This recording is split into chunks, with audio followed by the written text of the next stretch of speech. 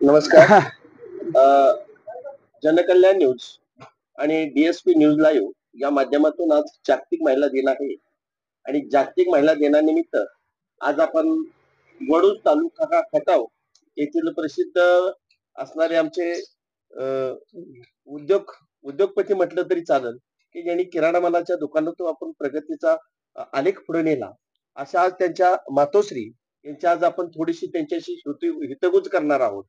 तर आज तुमचं वय काय आहे म्हणला?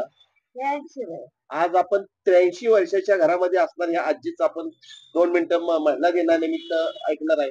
कारण आज आपण सगळ्या क्षेत्रामध्ये गेलो, तर प्रत्येक जण धावत्या युगात आहे. परंतु यांनी हा जो काळ बघितलेला, स्वातंत्र्याच्या पूर्वीचा काळ आणि स्वातंत्र्यानंतरचा काळ, हा झालेली परिस्थिती हे आपण त्यांच्याकडूनच आपण जाणून घेऊया.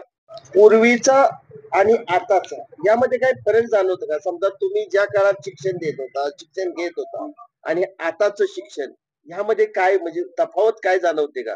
तफावत भरपूर जाणवते. हां. कारण का हल्ली शिक्षण फार पुढे गेले.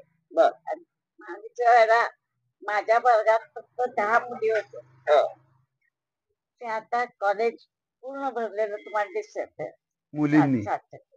विद्यार्थी म्हणजे शिक्षणाच्या बाबतीत आज महिला आघाडीवर अग्रेसर आहेत. आघाडीवर तुम्हाला हा हा म्हणजे हा एक समाजाचा असणारा किंवा शासनाचा चांगला असणारा एक गुण आहे. हा बरोबर आहे. अजून काय सांगू शकाल? आणि सांगू शकते मुलीला खूप असं हे मिळालं आता. स्वातंत्र्य मिळालं. स्वातंत्र्य मिळालंय आणि ते आधुनिकता येते त्यातले चांगले भाग त्यांना खूप मिळाले. मिक्सर नव्हता, कष्ट कमी होऊन जास्त प्राप्ती करता येऊ लागली, त्यांना प्रगती करता येऊ लागली आणि त्यांचं ते जीवन सुखमय होतंय असं मला वाटतंय. म्हणजे खऱ्या अर्थानं आज जागतिक महिला दिन चांगला होतोय आणि साजरा चांगला होतोय. असं आई माध्यमिक शिक्षिका, एक उत्तम गृहिणी, एक उत्तम त्या काळातली आमची आई आज आजी झालेली आहे. आमच्या आईचं वैशिष्ट्य म्हणजे वाचनाचा महामेरू म्हणजे आमची आई. आमच्या आईने किमान 2-3 हजार पुस्तकं वाचले असावीत. साहित्याचा तिचा अभ्यास हा मला नाही वाटत वडूच्या आसपास कुणाचा इतका असेल.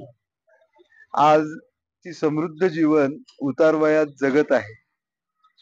वयाच्या 83व्या वर्षी ती समाधानानं अनेक आजारांना तोंड देत देत पुढे आली. नुकतंच तिला अर्धांगाचा झटका आला होता.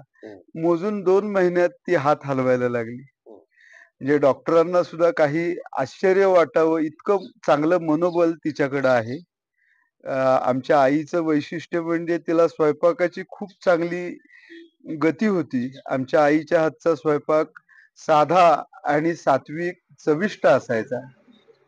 एका अर्थानं ती गृहिणी अन्नपूर्णा होती, गृहमंत्री देखील होती. म्हणजे आमच्या वडिलांना तिनं खूप साथ दिली. म्हणजे आमच्या कुटुंबाचं शून्यातून होणारी वाटचाल आमच्या आईच्या माध्यमातून आज आम्ही समृद्ध स्थितीकडे आहोत.